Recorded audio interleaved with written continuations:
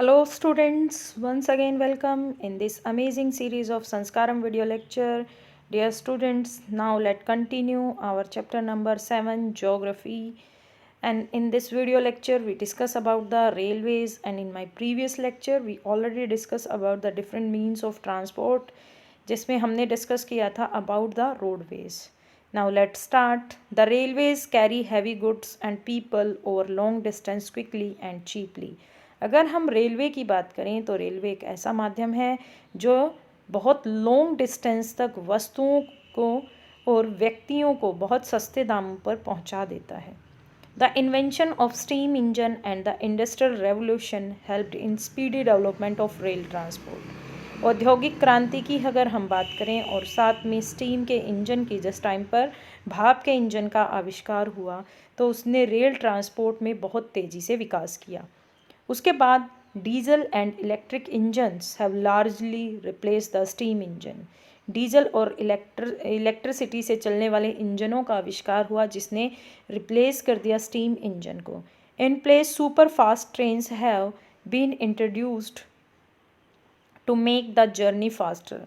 उसके बाद तो इंडिया में या वर्ल्ड की अगर हम बात करें तो नई नई ट्रेन्स का विकास हुआ जो सुपर फास्ट चलती थी जिसने यात्रा को बहुत तेज बना दिया और आसान भी कर दिया. The railway network is well developed over the plain area. Plain area पर अगर हम रेल नेटवर्क की बात करें वो अच्छे से विकसित है. Advanced technological skill enable laying of railway lines in the difficult mountain terrain also. लेकिन टेक्नोलॉजी के विकास के कारण यह संभव हो पाया है कि हम आज पर्वत या ऐसे एरिया से भी जो है रेल लाइन बिछा पाए हैं जहाँ पर बिछाना मुश्किल था. But these are much fewer in number. ये संख्या में बहुत कम है.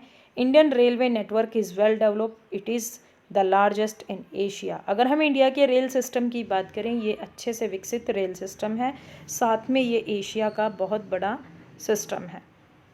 The trans Siberian railway is the longest railway system connecting saint Petersburg in western Russia to Vladivostok in the Pacific coast. अगर विश्व में सबसे बड़ी रेल लाइन की अगर हम बात करते हैं तो इसका करेक्ट आंसर रहता है ट्रेन साइबेरियन रेलवे जो कनेक्ट करता है. आप मैप में देख सकते हो कहाँ से ये स्टार्ट है. सेंट पीटर्सबर्ग से ये स्टार्ट होकर कितना लंबा बनता है. रशिया के ज़्यादातर मेन सिटीज़ को जोड़ता हुआ ये व्लादिवोस्टॉक तक जहाँ पैसिफिक ओशन का जो कोस्ट है वहाँ पर जाकर रुकता है. Waterways. You have already learned that since early days waterways were used for transportation. प्रारंभिक समय में आपने पढ़ा होगा कि ज़्यादातर वाटर के माध्यम से या सी रूट के माध्यम से ही हम व्यापार करते थे. एक जगह से दूसरी जगह सामान लाते ले जाते थे. Waterways are the cheapest for carrying heavy and bulky goods. भारी वस्तुएं और ज़्यादा मात्रा में अगर हमें वस्तुएं एक जगह से दूसरे जगह लेकर जानी है तो इसमें सबसे बेस्ट वे हमारा वाटरवेज है. They are mainly of two types. Waterways two types का है. First is inland waterways and second sea routes. अब बात करते हैं इनलैंड की. Navigable rivers. नेविगेबल रिवर्स वो रिवर्स होती हैं जिनमें शिप या नाव वगैरह जो है चलाई जाती हैं. And lakes are used as inland waterways. Suppose करो एक लंबी नदी अगर इंडिया में बह रही है एक स्टेट को दूसरे स्टेट से जोड़ रही है तो ऐसे में उस नदी के अंदर जो शिप चलेगी वो हमें एक प्लेस से दूसरे या एक स्टेट से दूसरे स्टेट इजीली पहुंचाएगी.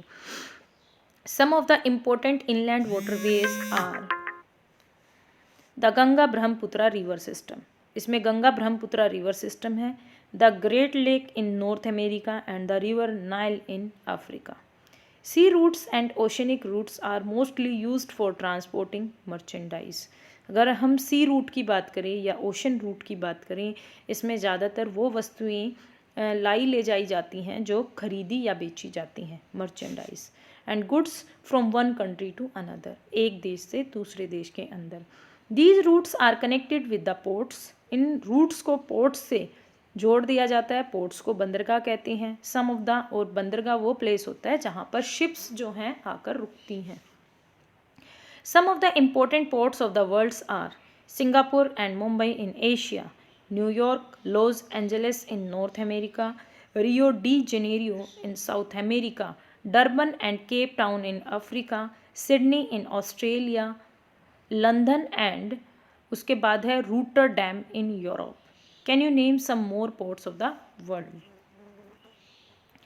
हमारा जो नेक्स्ट मीन्स ऑफ ट्रांसपोर्ट है एयरवेज है।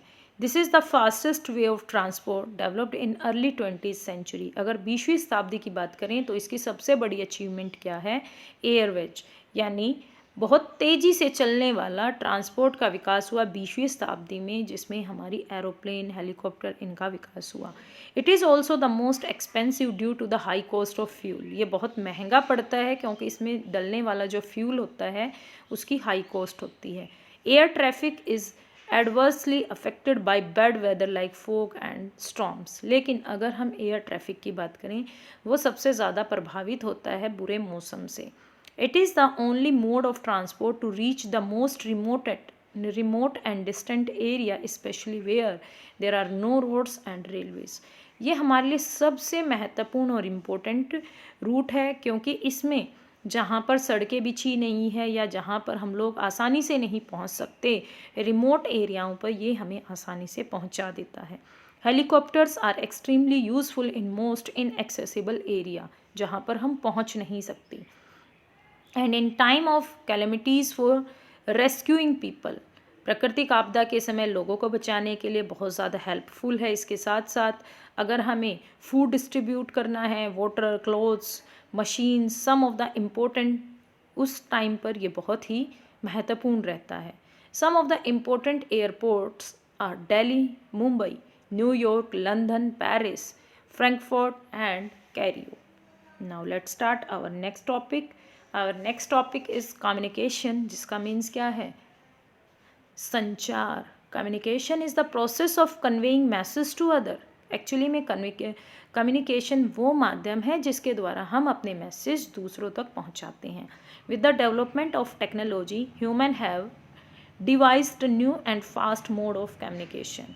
जैसे जैसे टेक्नोलॉजी का विकास हुआ है, ह्यूमन हैव डिवाइस्ड न्यू, उसने नए नए और तेज़ी से जो है कम्युनिकेशन के माध्यमों का निर्माण किया है।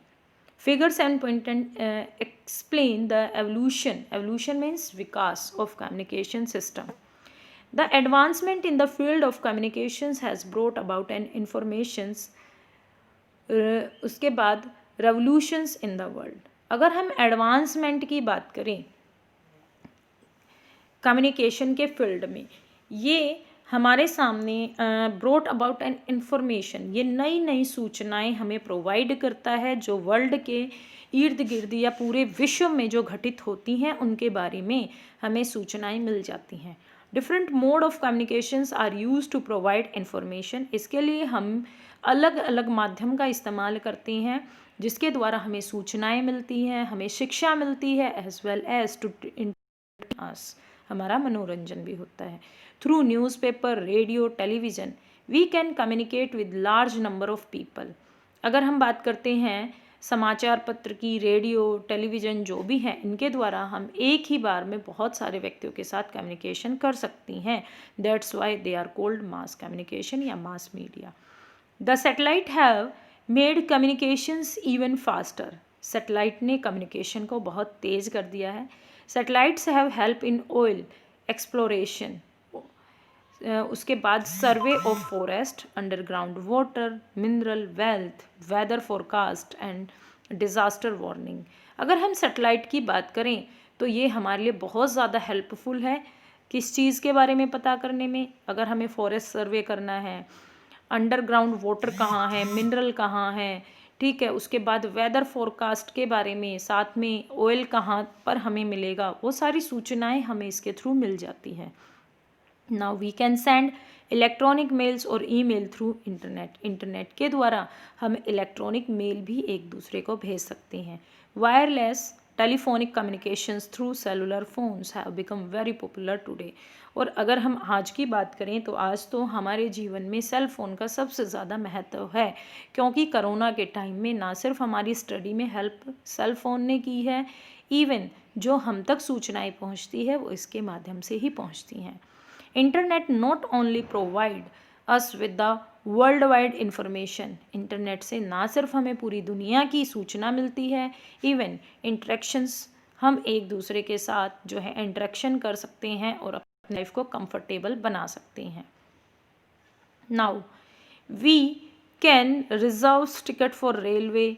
अगर हम बात करते हैं ऑनलाइन, तो घर बैठे हुए आज हम रेलवे के लिए, एयरवेज के लिए, सिनेमा के लिए, हर चीज़ के लिए या होटल के लिए अपनी बुकिंग कर सकते हैं घर से ही, इसलिए बहुत ज़्यादा यूज़फुल है। Find out the name of some newspaper. आप अलग अलग न्यूज़पेपर चैनल के नेम आपको लिखने हैं। आपका यहाँ तक चैप्टर कंप्लीट होता है। आई होप ये चैप्टर आपको समझ आया होगा। इसमें जो आपका लास्ट है बेटा, वो है of the interconnectivity of people, service and institutions across the world, we are large global society. आज पूरा विश्व एक दूसरे से किसी ना किसी तरीके से जुड़ा हुआ है, चाहे वो रोड की व्यवस्था है, चाहे वो एयरपोर्ट की व्यवस्था है, चाहे वो पोर्ट्स हैं, या फिर चाहे वो इंटरनेट है। इसके द्वारा पूरा देश एक दूसरे से, या विश्व के जितने देश हैं आप देख सकते हो मैप में, एक दूसरे से जुड़े हुए हैं। These are the major sea ports and airport of the world. ये विश्व के महत्वपूर्ण एयरपोर्ट और सी रूट हैं, जिसमें रेड कलर जो ऑरेंज कलर की जो आपकी लाइन है वो आपके एयर रूट्स की है, और जो ब्लू कलर की जो लाइन है वो आपकी सी रूट्स की है। इस तरीके से पूरा विश्व आज एक ग्लोबल सोसाइटी के रूप में उभर कर हमारे सामने आया है। आई होप यहाँ तक आपको चैप्टर पूरा समझ आ गया होगा, ज़्यादा डिफ़िकल्ट चैप्टर नहीं है। Please like, share and subscribe our YouTube channel. Thank you student, thank you very much for watching this video.